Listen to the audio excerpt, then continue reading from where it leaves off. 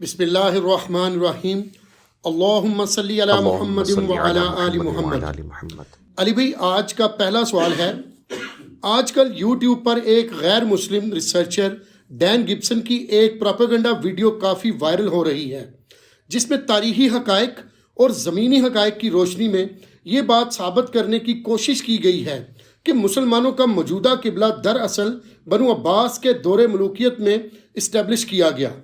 اصل قبلہ دراصل پیٹرا ہے جو جارڈن میں تھا۔ اس حوالے سے ابھی تک علی بھائی کیوں خاموش ہیں؟ دیکھیں جی، میری خاموشی کی جو ریزن ہے وہ بڑی سالڈ ہے۔ میں خواہ ایسے فتنے کو جو ابھی چھوٹے پیمانے پہ ہو اپنے اس بڑے پلیٹ فارم سے ہائی لائٹ کر کے مسلمانوں کے لیے کوئی مصیبت نہیں کھڑی کرنا چاہتا۔ ہاں، جو فتنہ آلریڈی ملینز آف پیپلز تک پہنچ چکا ہو اس کو میں ضرور ایڈریس کر دیتا ہوں۔ اب چونکہ یہ فتنہ بھی 10 ملین سے زیادہ لوگوں تک تو پہنچ چکا ہے، اس حوالے سے کہ ایک چینل کے اوپر میں نے اس کی ویورشپ دیکھی ہے آلموسٹ 5.8 ملین، اور ایک دوسرے چینل کے اوپر 2.6 ملین، اور اس کے علاوہ بھی کافی سارے لوگوں نے یہ ویڈیو ڈین گبسن کی اپلوڈ کی ہوئی ہے انگلش کے اندر۔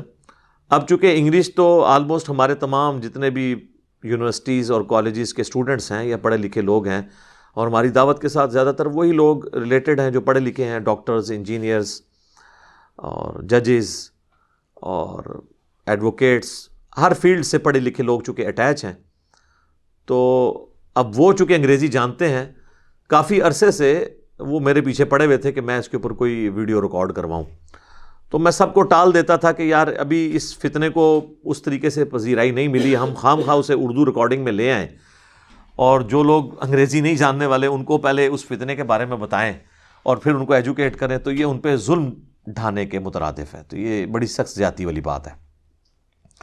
لیکن چونکہ اب یہ فتنہ بڑے لیول پہ آیا تو میں نے ارادہ کیا کہ میں تھوڑی بہت اس حوالے سے ڈسکشن کروں۔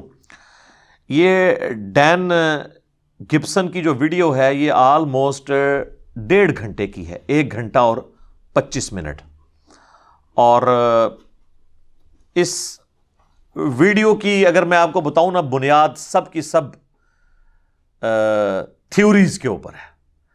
اب اگر آپ بنیادی تھیوری ایک غلط گھڑ لیں گے تو اس کا رزلٹ پھر ظاہر غلط ہی نکلے گا، اور آپ اپنا لقمہ کسی دوسرے کے منہ میں ڈالنے کے لیے کہیں نہ کہیں ایسی چیزیں تھیوریٹیکل سپوز کریں گے، جب اس نظریے سے لوگ دیکھیں گے تو کہیں گے واقعی بڑی سالڈ بات کی ہے، لیکن وہ جو بنیاد رکھ رہا ہے کیا وہ بنیاد بھی ٹھیک ہے یا نہیں؟ اگر وہ بنیاد ہی ٹھیک نہیں ہے تو اوپر جتنی بھی آپ بلڈنگ کریں گے تو وہ ٹیڑھی کھڑی ہوگی۔ تو اس نے جن تھیوریز کا سہارا لیا ہے وہ بالکل نہ تو تاریخی حقائق کے ساتھ ملتی ہیں، اور نہ ہی آپ سمجھ لیں انسانیت کے نسل در نسل ٹرانسفر ہونے والے جو حقائق ہیں ان کے ساتھ وہ سپورٹیو ہے۔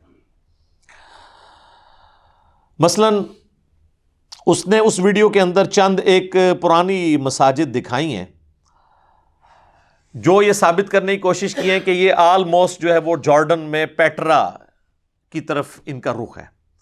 اب وہ ان زمانے کی مساجد ہیں جبکہ ہمارے پاس نیویگیشن سسٹم کوئی نہیں تھا، لوگ اندازے کے ساتھ مساجد بناتے تھے۔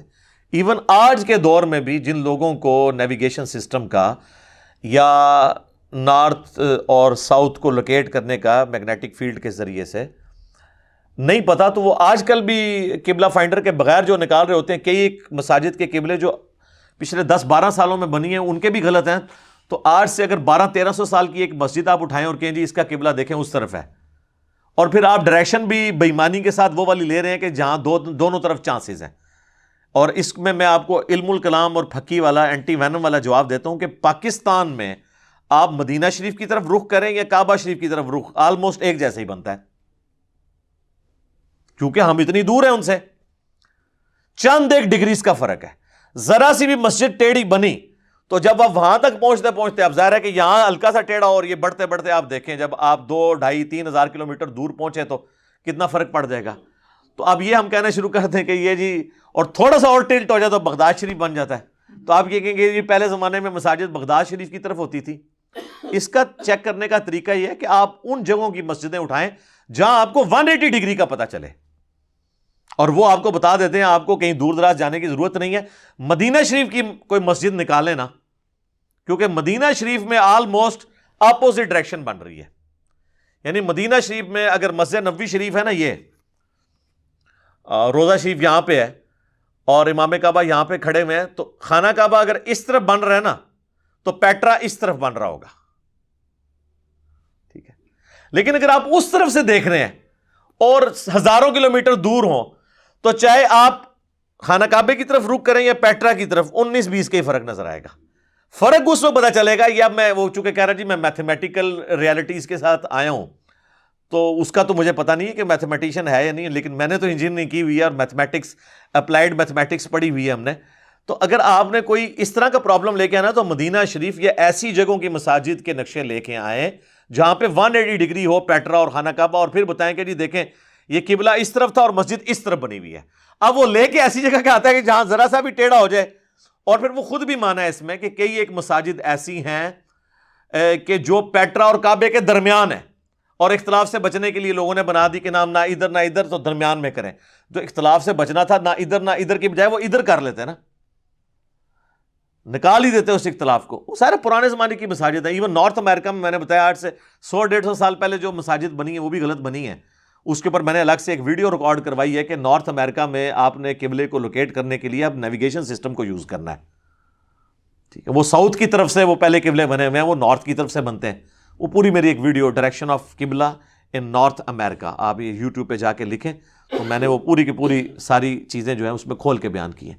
تو اس طریقے سے وہ دھوکہ دینے کی کوشش کرتے ہیں. تو مدینہ شریف میں اگر آپ کو مسجد نکالیں یا کوئی ایسی جگہ کہ جہاں پہ یہ دو بالکل ڈفرنٹ ڈائریکشنز بن رہی ہوں، پھر آپ کو پتہ چلے گا.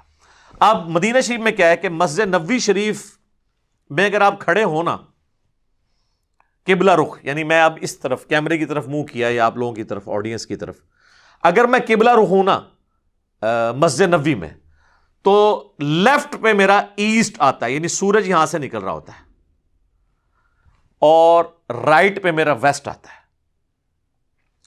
اب لیفٹ پہ جب ایسٹ ہو گیا، رائٹ پہ میرا ویسٹ ہو گیا، تو میرا رخ ہو گیا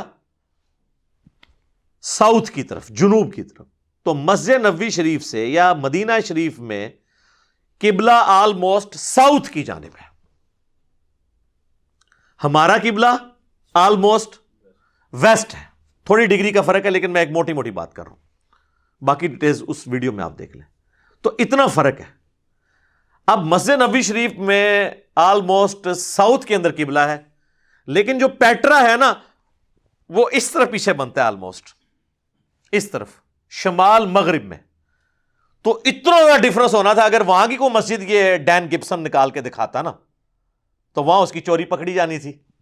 اب وہ ظاہر ہے کہ اس نے بھی تو چلاکی کی، اپنا لقمہ اس کے منہ میں ڈالنے کی کوشش کی، تو یہ ہونا تھا. تو مسجد نبوی شریف یا پورے مدینہ شریف کے اندر کوئی ایک مسجد بھی نہیں ہے ایسی جو دکھا سکیں. اچھا، اب مسجد نبوی شریف، اور اس میں دیکھیں نبی علیہ السلام نے کتنی آسانی فرمائی. جامعہ ترمذی میں حدیث ہے، نبی صلی اللہ علیہ وآلہ وسلم نے فرمایا کہ مشرق اور مغرب کے درمیان سارا ہی قبلہ ہے، یعنی آسانی دے دی. لیکن یہ مدینہ شریف کے لیے ہے کہ چونکہ ساؤتھ یعنی جنوب جو ہے وہ سامنے ہے، قبلہ تو ایگزیکٹ آلموسٹ جنوب میں ہے. تو آپ علیہ السلام نے کہہ دیا کہ یہ مشرق سے لے کے نا مغرب تک، یہ ساؤتھ والی پوری سامنے جو سائڈ ہے نا، اس میں کسی بھی طرف رخ ہو جائے تو آلموسٹ قبلہ شمار ہوگا. یہ جامعہ ترمذی میں حدیث موجود ہے. ابھی اسی حدیث کی بنیاد کے اوپر مسلمان اندازے سے بھی قبلہ رکھ لیا کرتے تھے کہ ٹھیک ہے حضور نے اتنی ٹالرنس دی ہے تو اس میں چانس تھے. جس طرح ہم سب کانٹیننٹ میں کہتے ہیں کہ مغرب میں قبلہ ہے، حالانکہ مغرب میں نہیں ہے. اب آپ پنڈی اسلام آباد یا آپ جیلم میں آئیں تو جیلم میں قبلہ جو ہے وہ مغرب سے جنوب یعنی ویسٹ سے ساؤتھ کی طرف 12 ڈگری ہے. اس لیے آپ کو وہ نیویگیشن کے اعتبار سے اسے 258 پہ سلیکٹ کرنا پڑتا ہے، کیونکہ 270 بنتا ہے نا تو وہ 12 مائنس ہوگا 258. لیکن ہم کیا کہتے ہیں مغرب میں قبلہ ہے. تو ٹھیک ہے، اگر ایگزیکٹ مغرب میں بھی کوئی کر لیتا ہے 12 ڈگری کا فرق ہوگا، آلموسٹ قبلہ رخ ہوگا. جب نبی علیہ السلام نے ٹالرنس دی تو لوگوں نے اس وجہ سے اس وقت قبلے اندازے بعض اوقات بہت ایکوریٹ بھی رکھے ہوئے ہیں. میں یہ نہیں کہتا کہ بالکل ایکوریٹ نہیں تھے، یہ بھی تھے. جس کے پاس جو آپشن اویلیبل تھا تو وہ اس نے اویل کر دیا. تو اس لیے اب اس طرح کی چیزوں کو لینا تو مسجد نبوی کو کنسیڈر کریں. پھر اس سے بڑی بات یہ ہے کہ مسلمانوں میں صرف قبلے کے اوپر اجماع امت نہیں ہے. مردے کو قبلہ رخ دفنانے کے اوپر بھی اجماع امت ہے. تو سر دنیا کی کوئی آپ قبر نکالیں ایسی، خصوصاً ویسی جگہ پہ جہاں پہ 180 ڈگری کا فرق ہو، یعنی مدینہ شریف میں. مدینہ شریف میں جو قبریں ہیں اور خود روضہ شریف، قبر تو ساری قبلہ رخ ہوتی ہے. اور کس طرح کہ رائٹ کروٹ پہ کسی کو لٹایا جائے اور اس کی ٹانگیں اس طرف ہوں تو چہرہ قبلے کی طرف ہو. تو خود روضہ شریف کی چلے اگر کوئی قبر مبارک نہیں دیکھ سکتا، باہر بقیہ غرقت قبرستان اس کے بالکل قدموں میں روضہ شریف کے، وہاں پہ آپ قبروں کو دیکھ لیں، ان کی لوکیشن تو سب کی سب وہ قبلہ رخ بنی ہوئی ہیں، نہ کہ پیٹرا کی جانب بنی ہوئی ہیں، ورنہ تو ساری قبریں بھی الٹانی پڑتی. تو یہ مسجد میں تو کوئی مسئلہ ہو گیا، تو یہ قبرستان میں کوئی قبریں بھی نکالیں جو پیٹرا کے رخ بنائی جاتی تھی. تو اس چیز کو تو اس نے ڈسکس ہی نہیں اس کے اندر کیا. اور وہ ڈسکشن یہ ہے کہ جی وہ تاریخ کی فلاں کتاب اٹھائیں تو اس میں فلاں چیز نہیں ملتی. ملا کچھ نہیں اس کو تاریخ کے اندر کہ وہ کوئی چیز نکالے کہ جی وہاں سے مجھے مل گیا کہ پیٹرا بھی قبلہ ہے، چونکہ وہاں اس وقت کوئی گڑبڑ ہو گئی فلاں سن کے اندر، تو یہ ہوا ہوگا تو یہ ہوا ہوگا تو وہ ہوا ہوگا، اس طرح کر کے وہ ساری کی ساری چیزیں چلاتا ہے. تو اس طریقے سے تو میرے بھائی علمی ڈسکشن نہیں ہوتی ہے. علمی ڈسکشن میں آپ فیکٹس کے ساتھ آتے ہیں. باقی جو اس نے کوئی بونگیاں ماری ہیں وہ میں آپ کو ڈسکس کر لوں گا، لیکن اصل چیز یہ ہے کہ آپ سمجھیں کہ اسلام جو ہے یہ اجماع امت، عملی تواتر اور سنت کے ساتھ ٹرانسفر ہوا ہے. ایون قرآن کی اتھینٹسٹی بھی سنت ہے. سنت سے مراد نسل در نسل مسلمانوں نے ٹرانسفر کیا. آج کی ڈیٹ میں حدیث بھی سنت کا ایک جز ہے، لیکن سنت ایک بہت بڑی چیز ہے، عملی تواتر اور اجماع امت. اور یہ اتنی مضبوط اور اتنی بھاری چیز ہے کہ اللہ تبارک و تعالیٰ نے سورۃ البقرہ میں مشرکین عرب سے فرمایا الحج اشہر معلومات، حج کے مہینے سب کو معلوم ہے، بتائے بھی نہیں. یعنی وہ سنت سے ٹرانسفر ہو رہے تھے نسل در نسل. اگرچہ حج بگڑی فارم میں تھا سنت ابراہیمی کی، لیکن اللہ نے وہ مہینے آن کر لیے کہ بس وہ مہینے سب کو پتہ ہے کہ رمضان کے فوراً بعد لوگ حج کے لیے نکل پڑتے تھے، ظاہر پیدل سفر کرنا ہوتا تھا. تو حج کے مہینے کون سے ہوتے تھے؟ شوال، ذیقعدہ اور ذوالحجہ، 3 مہینے، کیونکہ سفر شروع ہو جاتا تھا نا اس وقت، تو پیدل لوگوں نے آنا ہوتا تھا. تو یہ سنت اتنی بڑی چیز ہے. تو قرآن کی اتھینٹسٹی بھی سنت ہے، نسل در نسل مسلمانوں نے ٹرانسفر کیا. صحابہ سے سنا، تابعین نے، تابعین سے تبع تابعین نے، یوں کرتے کرتے کرتے یہ ٹرانسفر ہوا. نسل در نسل ہی یہ چیز بھی ٹرانسفر ہوئی کہ ہم قبلہ رخ نماز پڑھتے ہیں. دنیا سے احادیث کی کتابیں اٹھا لی جائیں، ایون قرآن بھی اٹھا لیا جائے، تب بھی مسلمان اپنی مردوں کو قبلہ رخ ہی دفنائیں گے، جنازہ پڑھ کے کفن دے کر ہی دفنائیں گے. مسلمان وضو اسی طریقے پہ کریں گے جو نبی علیہ السلام نے صحابہ کو اور صحابہ نے تابعین کو اور تابعین نے تبع تابعین کو سکھایا. یہ لادہ بات ہے کہ یہ ریٹن ریکارڈ قرآن کا اور سنت کا حدیث کی شکل میں یہ نور علی نور ہے. اس کے بغیر بھی نسل در نسل یہ چیزیں ٹرانسفر ہوئی ہیں. تو اجماع امت اتنی بڑی دلیل ہے کہ قرآن کی اتھینٹسٹی بھی اجماع امت ہے. لہٰذا یہ میری ایک آپ نصیحت یاد رکھیے گا، امت میں کوئی بھی نظریہ ایسا جس کو امت میں کوئی مکتبہ فکر آن نہ کرتا ہو، وہ اس کی گمراہی کے لیے وہ نظریے کی یہی چیز کافی ہے کہ یہ اس سے پہلے چیزیں ایگزسٹ نہیں کرتی تھی. ہاں یہ ہو سکتا ہے کہ ایک فرقہ آن کرتا ہے دوسرا نہیں کرتا، تو آپ اس کو سیریس لیں کہ یہ ہو سکتا ہے یار یہ کیسے ہو گیا، ایک اتنا بڑا فرقہ یہ کہہ رہا ہے تو اب دیکھنا ہے میں نے دونوں میں سے کون ٹھیک ہے. لیکن اگر ہر فرقہ ہی ایک بات کر رہا ہے تو اس کا کیا مطلب ہے کہ عملی تواتر اور اجماع سے یہی بات ٹرانسفر ہوئی ہے. مثلا سارے فرقے یہی کہتے ہیں، سنی ہو شیعہ، ان کے جتنے آف شوٹس ہیں، حنفی، شافعی، مالکی، حنبلی یا اہل حدیث، اہل تشیع میں بھی اثنا عشری ہوں، زیدیاں ہوں، اسماعیلیہ ہوں، اس کے علاوہ ایون خوارج جو ان دونوں کو گمراہ سمجھتے ہیں، سنی اور شیعہ کو. عباسیہ ابھی بھی موجود ہیں، عمان میں انہی کی حکومت ہے. یہ سب جس بات پہ متفق ہیں، حالانکہ ان کی تو ضد ہے ایک دوسرے سے اختلاف کرنا، اور سب اگر ایک بات پہ متفق ہیں تو اس کا مطلب ہے وہاں گنجائش ہی نہیں تھی، اس لیے انہوں نے سینگ پھنسانے کی کوشش نہیں کی، ورنہ تو ضرور پھنساتے. یار خلفاء کے اوپر اختلاف ہو گیا، 4 خلفاء کے اوپر اتنا بڑا سینگ پھنسایا ہے تو باقی چیزوں میں بھی پھنسا لینا تھا انہوں نے. لیکن آپ دیکھیں نہیں، خوارج ہوں، اہل سنت ہوں، اہل تشیع ہوں، یہ مین 3 بڑے گروہ ہو گئے نا، باقی تو سارے ان کے آف شوٹس ہی ہیں. ایون منکرین حدیث ہی کیوں نہ ہو، معتزلہ ہوں، ناصبی ہوں، رافضی ہوں، جو بھی ہوں، سب کے سب قبلہ خانہ کعبے کو ہی مانتے ہیں، جو موجودہ سعودی عرب یا حرمین شریف میں مکے کے اندر ہے. سارے کہتے ہیں کہ قرآن حکیم یہی ہے 2 گتوں کے درمیان. یہی قرآن جو میرے ہاتھوں میں ہے یہ سعودیہ سے شائع ہوا ہے. ایک دمشق کے رائٹر ہیں، ان کا لکھا ہوا، عثمان طٰہٰ کا لکھا ہوا یہ، جس کے اوپر میری پچھلے دنوں ویڈیو بھی ریکارڈ ہوئی تھی، کیا سنی اور شیعہ کا قرآن الگ ہے. عثمان طٰہٰ کی یہی جو کتابت ہے یہ ایران والے بھی پرنٹ کر رہے ہیں. اس کے ہر صفحے کے اوپر آیت مکمل ہوتی ہے. اتنا زبردست اس نے یہ لکھا ہے، ابھی زندہ ہے وہ. آپ گوگل میں جا کے اس کا نام لکھیں عثمان طٰہٰ تو پورا اس کا آپ کو اس کی پوری کیلیگرافی کی جتنی بھی خدمات ہیں وہ نظر آ جائیں گی. تو مصحف کے اوپر اتفاق، قبلے کی ڈائریکشن کے اوپر اتفاق، مردے کو قبلہ رخ دفنانے کے اوپر اتفاق، اور اسے شریعت کی ٹرم میں کہتے ہیں اجماع امت، یونینیمسلی ایگریڈ اپان چیزیں جسے مشترکہ طور پہ سارے کہتے ہیں. تو اجماع امت ہے قبلہ کے اوپر. جب دوسری کوئی رائے نہیں ہے تو لہٰذا اب اس کی طرف اتفاق کرنے کی ضرورت نہیں ہے. ہاں اگر 2 رائے پائی جاتی ہوتی پھر ہم اس کو تھوڑا سیریس لیتے. تو اجماع خود سب سے بڑی دلیل ہے. ہمارے دین کی حفاظت اجماع امت کے ذریعے ہوئی ہے. قرآن کی حفاظت، احادیث کی حفاظت، یہ سب کا سب اجماع امت کی وجہ سے. اور نبی الاسلام کی حدیث بھی ہے المستدرک للحاکم میں، صحیح سند کے ساتھ ہے، اور اس کی ایک سند المعجم الکبیر طبرانی میں بھی موجود ہے کہ نبی صلی اللہ علیہ وآلہ وسلم نے فرمایا اللہ تعالیٰ میری امت کو کبھی بھی گمراہی پر جمع نہیں ہونے دے گا، جماعت پہ اللہ کا ہاتھ رہے گا. یعنی ایسا کبھی نہیں ہوگا کہ جس طرح اگلے نبیوں کی امتیں 100% ہی گمراہ ہو گئیں، جس طرح جوز اور کرسچنز ہیں وہ 100% گمراہ ہو گئے نا، میری امت 100% گمراہ نہیں ہوگی، ایسا نہیں ہوگا. امت کی مین سٹریم حق پر قائم رہے گی، اور وہ آپس میں اتنے شدید اختلافات کے باوجود اگر مصحف کے اوپر متفق ہیں، قبلے کے اوپر متفق ہیں، 5 نمازوں کے اوپر متفق ہیں، تو پھر تو بات کو سیریس لینا چاہیے نا کہ یہ اسلام کے قلعے میں کوئی درار ڈالنے کی کوشش کر رہا ہے اس طریقے سے تحقیق کے نام کے اوپر. اب اچھی سی 4K آپ ریکارڈنگ کروا کے اور کوئی پرانی مسجدیں دکھا کے تو اس طریقے سے آپ کر لیں. وہ تو میرے بھائی نیشنل جغرافی کے اوپر انہوں نے تو تھیوری آف ایوولوشن بھی ثابت کر دی ہوئی ہے ویڈیوز کے ذریعے سے.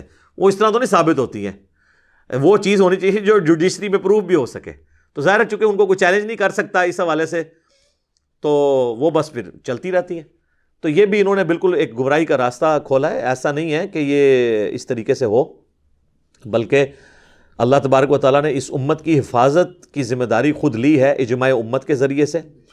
اب میں ان دلائل کی طرف آتا ہوں جو اس میں کچھ دلائل رکھے ہیں، اور جو اس نے بنیاد بنائی ہے. اس کا کہنا یہ تھا کہ جی یہ اصل میں قبلہ جو ہے یہ بنو امیہ کے دور تک 127 ہجری آلموسٹ، یعنی نبی علیہ السلام کی وفات کے بعد 120 سال تک آلموسٹ کہہ لیں، قبلہ وہی تھا جو پیٹرا جارڈن میں ہے. اور بعد میں یہ بنو عباس نے جب حکومت سنبھالی تو انہوں نے لوگوں سے زبردستی یہ کروایا، اور یہاں تک کہ اس کا کہنا ہے کہ انہوں نے احادیث کا ریکارڈ بھی ٹیمپر کر دیا، اور اس سے بڑھ کر وہ کہتا ہے قرآن بھی ٹیمپر ہوا ہے، چونکہ اس کے لیے مصیبت بن گئی نا، قرآن میں مکے کا لفظ موجود تھا. تو اب جو قرآن کو ایتھینٹک نہیں مان رہا اس کی تحقیق کی طرف کیا التفات کرنا ہے؟ یعنی مسلمانوں کی بھی مجھے سمجھ نہیں آتی ہے کہ وہ اس ویڈیو کو ذرا غور سے دیکھیں تو صحیح وہ کیا کہہ رہا ہے. اب وہ قرآن کی ایتھینٹسٹی کو ماننے کے لیے تیار نہیں ہے تو اب قبلہ تو دوسرے نمبر پہ رہ گیا نا. جب قرآن کو ہی کوئی کہہ رہا ہے کہ جی اس کو بھی ٹیمپر کیا بنو عباس نے، اس کتاب کو جس کی حفاظت کی ذمہ داری اللہ نے لی، انا نحن نزلنا الذکر وانا لہ لحافظون، بے شک اس الذکر یاد دہانی کو ہم نے نازل کیا، ہم اس کی حفاظت کرنے والے ہیں. اور اجماع امت کے ذریعے اللہ تعالیٰ نے اس کو ٹرانسفر کروا کے اس کی حفاظت بھی کروائی.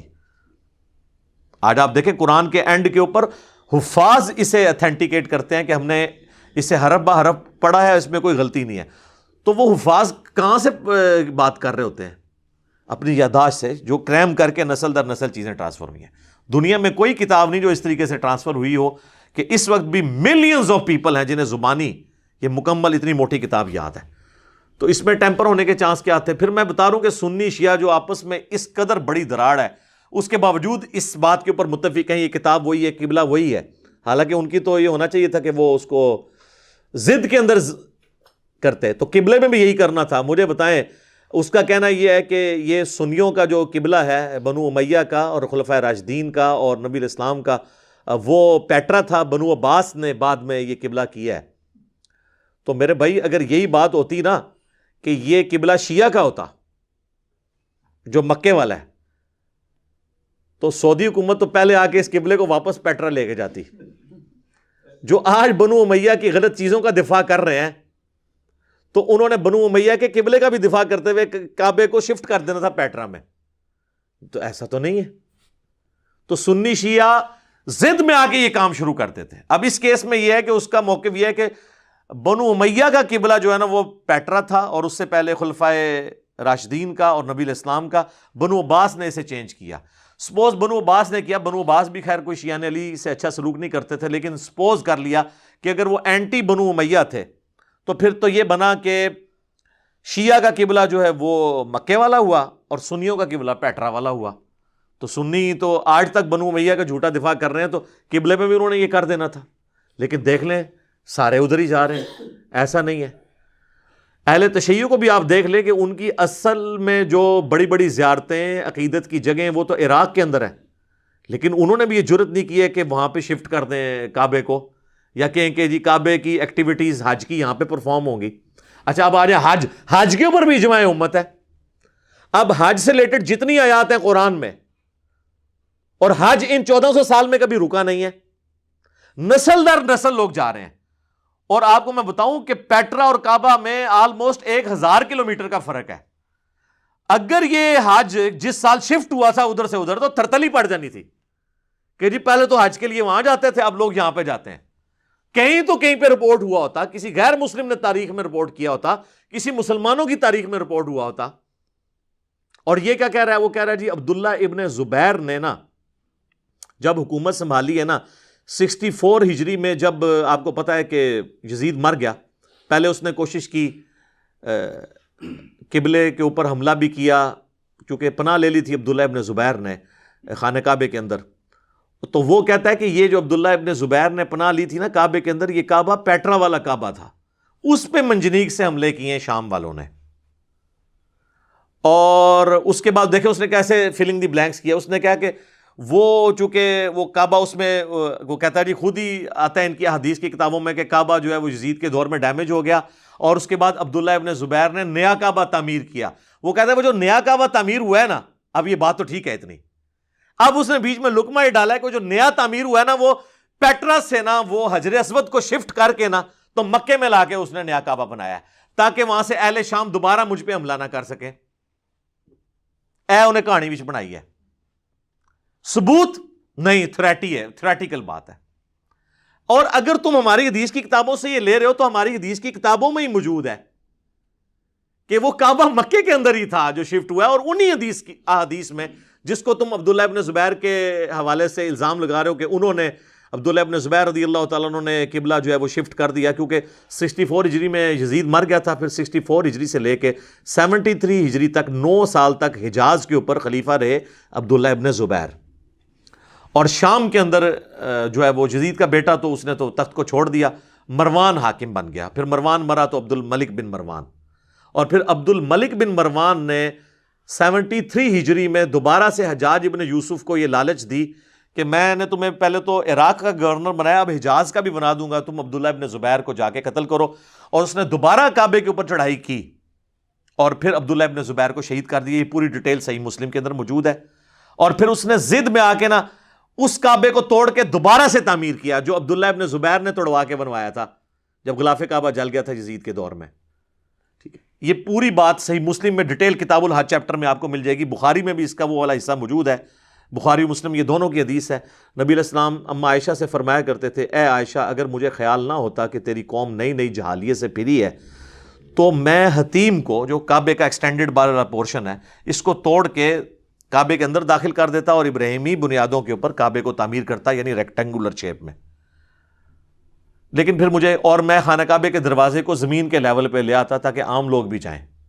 اتنا اونچا انہوں نے رکھا تھا, صرف بڑے سردار اندر جاتے تھے. پھر آپ نے فرمایا کہ مجھے خدشہ ہوا کہ تیری قوم نئی نئی جاہلیت سے پھری ہے, تو وہ یہ نہ سوچیں کہ اس نے کعبہ گرا دیا. اب یہ حدیث چونکہ عبداللہ ابن زبیر کو پتہ تھی, اور عبداللہ ابن زبیر بھانجے تھے, محرم تھے حضرت عائشہ کے, جب وہ خلیفہ بنے نا تو انہوں نے اما عائشہ سے, یعنی چونکہ یہ چیزیں سنی ہوئی تھی یہ احادیث, تو انہوں نے کہا کہ اب میں یہ خواہش حضور کی پوری کرتا ہوں. تو انہوں نے خانہ کعبے کو, چونکہ وہ ڈیمیج تو ہوا تھا یزید کی منجنیق کی بمباری کے اندر, صحیح مسلم میں ڈیٹیل حدیث ہے, تو انہوں نے پھر خانہ کعبے کو دوبارہ سے تعمیر کر کے نا ریکٹینگولر بنا دیا, رتیم کو اندر کر دیا, اور اس کا دروازہ بھی نیچے کر دیا. یہ کیا, اور یہ حدیث مسلم شریف میں ڈیٹیل سے ہے, بخاری میں موجود ہے. اب یہ ہو گیا لیکن جب 73 ہجری میں عبداللہ ابن زبیر کو شہید کر کے ان کی لاش ٹانگ دی گئی, ان کو یہودیوں کے قبرستان میں پھینکا گیا, مسلم شریف میں حدیث ہے, یہ آل امیہ جس کا یہ دفاع کرتے ہیں, انہوں نے کیا ایک صحابی رسول کے ساتھ, اور عام بندہ نہیں, حضرت زبیر کا بیٹا, حضرت ابوبکر کا نواسا, اور سیدہ عائشہ کا بھانجا عبداللہ ابن زبیر, اور خود بھی صحابی رضی اللہ عنہم اجمعین وعلیہم السلام اجمعین. تو اس کے بعد حجاج نے نا کہا کہ یہ تو اس نے چینج قبلے کو, حتیم کو داخل کیا, اس نے کعبے کو تڑوا کے دوبارہ سے خانہ کعبے کو اتنا ہی بنایا اور حتیم باہر نکال دیا, وہ آج تک باہر ہی ہے. لیکن اس میں نماز پڑھنا گویا کعبے میں نماز ہے, اس لیے طواف اس کے باہر سے ہوتا ہے کیونکہ وہ کعبے کا حصہ ہے. وہ صحیح بخاری میں آتا ہے کہ مشرکین عرب نے اپنے حلال پیسے سے تعمیر کرنے کی کوشش کی, لیکن پیسہ ختم ہو گیا, تو انہوں نے ایک کمرہ تو مکمل کر لیا, اس کو ان کے پاس اتنی جگہ تھی تو اتنی بس دیوار چڑھا کے چھوڑ دی. وہ انہوں نے ڈیزائن نہیں بنایا تھا, بیسیکلی ان کے پاس پیسہ ختم ہو گیا تھا, تو حضور کی خواہش تھی کہ ٹھیک ہے میں کر دوں گا, لیکن آپ نے اس کو پھر نہیں کروا سکے ایک فتنے کے ڈر سے بچنے کے لیے, تو عبداللہ ابن زبیر نے کروا دیا. حجاج نے دوبارہ توڑا. مسلم شریف کے الفاظ ہیں, جب عبد الملک بن مروان جو خلیفہ تھا وہ جب آیا نا مکہ شریف, تو اس کو لوگوں نے شکایت کی کہ یار یہ حجاج نے پھر کعبہ توڑ کے بنایا ہے, کیا ضرورت تھی, حضور کی یہ خواہش پوری کی تھی عبداللہ ابن زبیر نے, تمہارا اس سے اختلاف اپنی جگہ, لیکن کیا ضرورت تھی تمہیں. تو وہ جب اس نے 2-4 بندوں سے بات سنی تو کہتا ہے کاش مجھے یہ بات پہلے پتہ ہوتی تو میں حجاج کو کبھی بھی کعبہ توڑنے نہ دیتا. اگر حضور کی یہ خواہش تھی نا, تو عبداللہ ابن زبیر چاہے ہمارا مخالف ہی تھا, اگر اس نے وہ بنا دیا تھا تو میں قبلہ توڑنے نہ دیتا, تو مجھے اس بات کا نہیں پتا تھا. تو اس نے بھی, بنو امیہ نے بھی انڈورس کر دیا اس کعبے کو. کس کے کعبے کو؟ عبداللہ ابن زبیر کے. تو یہ کس نے کہتے ہیں کہ بنو امیہ کا قبلہ وہ تھا پیٹرا والا, ورنہ تو بنو امیہ فوراً توڑ کے دوبارہ پیٹرا شفٹ کر دیتے. اور پھر مزے کی بات, چور اپنی لنگوٹی چھوڑتا ہے. یہ ڈین گبسن نے اپنی یہ لنگوٹی چھوڑی ہے, اس سے پوچھیں کہ 73 ہجری میں تو عبداللہ ابن زبیر نے کعبہ شفٹ کر دیا مکے کے اندر, وہ کہتا ہے 70 ہجری میں کیا ہے, 73 ہجری کے اندر وہ شہید ہو گئے اور دوبارہ بنو امیہ کی حکومت واپس آ گئی. اور 73 ہجری میں جب واپس آئی ہے تو اس کے بعد کم از کم وہ 50 سال تک حکومت رہی ہے ان کی. اس دوران ہی وہ قبلہ واپس لے جاتے, ضد میں لے کے جاتے, جہاں انہوں نے اتنے ضد میں کام کیے ہیں یہ بھی کرتے, قبلہ تو وہی تھا. تو اس کی یہ بات بھی غلط ہے کیونکہ بنو امیہ کی حکومت وہاں ختم نہیں ہوئی, دوبارہ واپس آ گئی تھی. وہ تو 127 میں ختم ہوئی ہے, تو 73 ہجری میں بنو امیہ خود بن گیا حاکم دوبارہ. عبد الملک بن مروان بنا, اس کے بعد اس کا بیٹا ولید بن عبد الملک بنا, پھر اس کا چھوٹا بھائی سلمان بن عبد الملک بنا, پھر ساتھی طور پہ حضرت عمر بن عبد العزیز بن گئے, پھر اس کے بعد یزید بن عبد الملک بنا, پھر ہشام بن عبد الملک بنا. یہ سب کے سب جو ہیں وہ یکے بعد دیگے خلفاء بنتے رہے, کسی نے وہ دوبارہ پیٹرا میں کعبہ شفٹ ہی نہیں کیا. یہ کہتے ہیں یہ عبداللہ ابن زبیر نے مکے میں کیا تھا, تو عبداللہ ابن زبیر نے کیا تھا, تو جس حجاج نے وہ کعبہ توڑ کے دوبارہ بنایا تھا وہ حجر اسود نکالتا, دوبارہ پیٹرا شفٹ کر دیتا. کڈی وڈی نے کہانی بنائی ہے, وہ فٹنگ ہی نہیں بیٹھتی, اور اس کے پلے کوئی شے نہیں ہے سوائے گپ شپ کرنے کے اور جن چیزوں کو بھی. لیکن اب مسلمانوں کا بھی قصور ہے, ہمارے کچھ علماء نے جواب دینے کی کوشش کی ہے, لیکن وہ ظاہر ہے ان میں زیادہ تر حنفی علماء ہیں, نہ انہوں نے بخاری پڑھی ہوئی, نہ مسلم پڑھی ہوئی, نہ انہیں تاریخی حقائق پتہ, اور وہ تاریخی حقائق جو بخاری مسلم میں آئے ہیں, سیرت ابن اسحاق کے یا سیرت ابن ہشام کے نہیں, نہ تاریخ طبری کے, کہ جن کے اندر مسنگ لنکس بھی ہیں اور اسناد کے اندر کمزوریاں بھی ہیں. یہ احادیث کی کتابیں تو پوری اسناد کے ساتھ جمع کی گئی ہیں, لیکن ایون ان کے اندر بھی اس کے پلے کوئی شے نہیں ہے کہ وہ پیش کر کے تو وہ کوئی اس طریقے سے ہنگامہ کھڑا کر سکے. لیکن چونکہ مسلمانوں کے پاس نالج نہیں ہوتا, وہ کہتے ہیں جی انہیں مسجد دکھاتی ہے, اور جناب مسجد ہے تسی داتا صاحب ال رک کر کے بھی بنا کے دکھا کے تے چڑھا دو نیٹ ہوتے, اس سے تو جو مرضی چڑھا لو. یعنی جن لوگوں کا یہ حال ہو کہ وہ کہیں کہ جی قرآن کے اندر یوفون لکھا ہوا ہے، ہاں سورہ دہر میں لکھا ہے نا یوفون، وہ اپنی یعنی اپنی نظر اللہ کے لیے جو ہے وہ پوری کرتے ہیں مسلمانوں کی، اللہ نے اہل ایمان کی نشانی ہے۔ مسقال بھی ہے جی، مسقال ذرۃ خیرا یرا، جس نے ذرے کے برابر بھی نیکی کی تو دیکھ لے گا۔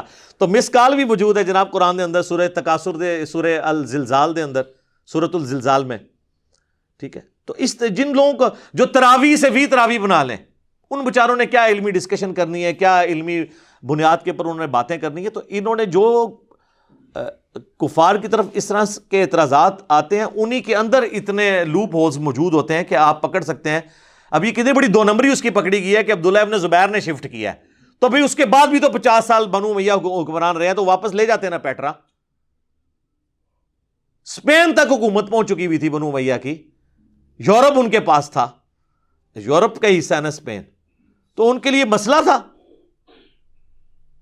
تو خام خواہ ایک چیزیں انہوں نے، جنہوں نے عبداللہ ابن زبیر کو قتل کرنے کے لیے کعبے کی حرمت پامال کر دی، ان کے لیے کیا مسئلہ تھا کہ وہ اس کعبے کو توڑتے جو بنا ہی ناجائز ہوا تھا بقول ان کے، اور دوبارہ پیٹرا شفٹ کر دیتے۔ تو اس کے پلے کوئی شے نہیں ہے، صرف اس نے گپ ماری ہے اور اس میں اس نے اتنی بڑی اپنی لنگوٹی چھوڑ دی ہے۔ تو یہ امت کبھی بھی انشاءاللہ گمراہی پہ جمع نہیں ہوگی، جماعت پہ اللہ کا ہاتھ ہے۔ میں نے حدیث بتا دی المستدرک للحاکم سے اور المعجم الکبیر طبرانی سے کہ میری امت کبھی بھی گمراہی پہ جمع نہیں ہوگی۔ لہٰذا جن چیزوں پہ اجماع امت ہے، اور قرآن میں بھی اشارتاً سورہ النساء کی آیت نمبر 115 میں اجماع امت کی طرف اشارہ ہے کہ جن چیزوں کے اوپر اجماع امت ہے وہ اللہ کی غیبی تائید کے ساتھ ہے، اور اس سے ہٹ کر جو بھی راستہ اختیار کرے گا تو اللہ تعالیٰ اسے گمراہی کر دے گا۔ تو یہ اجماع امت ہے، جس نے قبلے کو ٹرانسفر کیا، جس نے مردے کو قبلہ رخ دفنانے کو ٹرانسفر کیا، جس نے اس مصحف کو ٹرانسفر کیا۔ تو یہ ساری کی ساری چیزیں اجماع امت، عملی تواتر اور سنت کے ساتھ ٹرانسفر ہوئی ہیں۔ اور سب سے بڑی بات اجماع کے اس حجیت کے بعد یہ ہے کہ وہ شخص قرآن کے اوپر بھی حملہ کرتا ہے اور کہتا ہے جی قرآن میں بھی آپ دیکھیں جی جو مکہ کے لیے لفظ جو ہے نا وہ بکہ آیا ہے، اور وہ بکہ سے پیٹرا بنانے کی کوشش کر رہا ہے۔ بکہ سے پیٹرا کیسے بن گیا؟ وہ کہتا ہے جی پی جو ہے وہ با ہو جاتا ہے جی عربی میں، چلو ٹھیک ہے، لیکن وہ پھر بیٹرا بنے گا نا، کیونکہ یا بیترا بنے گا، تا ہوگا اور را ہوگا، لیکن یہ تو نہیں ہوگا کہ وہ بتا بن جائے۔ اور یہ پیٹرا سٹی پوری دنیا کو پتا ہے یہ 700 سال قبل از مسیح ہے، یہ شہر آباد جو ہے یہ آج کا نہیں ہے، اور یہ بہت بڑی ہسٹورک پلیس ہے، لوگ جاتے ہیں ادھر ابھی بھی پیٹرا، یہ جتنے جو سیاح ہیں نا جارڈن میں وہ جا کے اس کو وزٹ کرتے ہیں، اور وہ زیادہ تر کرسچنز جاتے ہیں کہ وہ ان کی اپنی ایک پرانی آپ سمجھ لیں ٹریڈیشنز موجود ہیں، اس شہر کے ساتھ ان کی وابستگی ہے کہ وہ قبل از مسیح شہر ہے، پھر بعد میں مسیح اس کو لے کے چلتے رہے، اور یہ سارا سلسلہ تو خام خواہ وہ اس میں بناتا ہے اور کہتا ہے جی قرآن میں جی بکہ ہے، تو وہ بکہ اگر ہو تو وہ اگر آپ اس کو انگریزی میں بھی لے کے آئیں اور با کو پی بنانے کی کوشش کریں تو وہ پکا بنے گا، پیٹرا تو نہیں بنے گا، کیونکہ ٹی کے اگینسٹ عربی میں تا استعمال ہوتی ہے، ٹھیک ہے نا، ٹی کی جگہ تے استعمال کرتے ہیں وہ، اس لیے پاکستان وہ کہتے ہیں نا پاکستان، تو وہ پی کی آواز کا با نکال دیتے ہیں، کراچی کو کراتشی کہہ دیتے ہیں، چھ کی جگہ تے لے کے آتے ہیں۔ تو یہ تو انہوں نے پتہ نہیں کہاں سے یہ بنا دیا جی وہ اس طریقے سے، تو یہ بالکل غلط ہے۔ اور قرآن میں بکہ جو ہے یہ مکے ہی کے لیے یوز ہوا ہے، ایک سے زیادہ نام ہوتے ہیں، مدینہ شریف کا نام یثرب بھی ہے، مدینہ شریف کا نام طیبہ بھی ہے، اور مکے کا نام جو ہے وہ مکہ بھی ہے، مسجد الحرام کی وجہ سے حرمین بھی اسے کہا جاتا ہے، اور اس کے لیے بکہ کی پروننسیشن بھی ہے، یہ مکہ اور بکہ یہ دونوں ایک ہی۔ آپ کے اس ماڈرن دور میں انڈیا کا شہر ہے بامبے، اسے ممبئی بھی کہتے ہیں اور بمبئی بھی کہتے ہیں، صرف میم اور بیم با کا فرق ہے، سیم یہی ہے، بکہ مکہ، بمبئی ممبئی۔ اور وہ قرآن پاک میں آپ سورہ آل عمران ذرا کھولیں نا تو اللہ تعالیٰ نے سورہ آل عمران کی آیت نمبر 96 میں بیان کیا ہے، اعوذ باللہ من الشیطان الرجیم، بسم اللہ الرحمن الرحیم ان اول بیت وضع للناس، بے شک پہلا گھر جو لوگوں کے لیے مقرر کیا گیا تھا، للذی ببکۃ مبارکہ، وہ ہے جو بکہ کے اندر ہے، مبارک شہر جو ہے، وہدی للعالمین، اور وہ ہدایت ہے تمام جہان والوں کے لیے، ہدایت کا مرکز ہے۔ فیہ آیات بینات، وہاں پہ اللہ کی کھلی نشانیاں ہیں۔ مقام ابراہیم، ابراہیم کے کھڑے ہونے کی جگہ بھی ہے۔ مقام ابراہیم کا تو کہیں اس نے ذکر نہیں کیا وہ شفٹ ہوا ہے کہ نہیں ہوا، وہ تو صرف وہ بلیک سٹون حجر اسود کی بات کرتا ہے، تو قرآن تو اپنی بات کر رہا ہے، مقام ابراہیم کتنے گیا، وہ تو اتنے ہی موجود ہے۔ ومن دخلہ کان آمنا، جو اس میں داخل ہو گیا وہ امن والا ہو گیا۔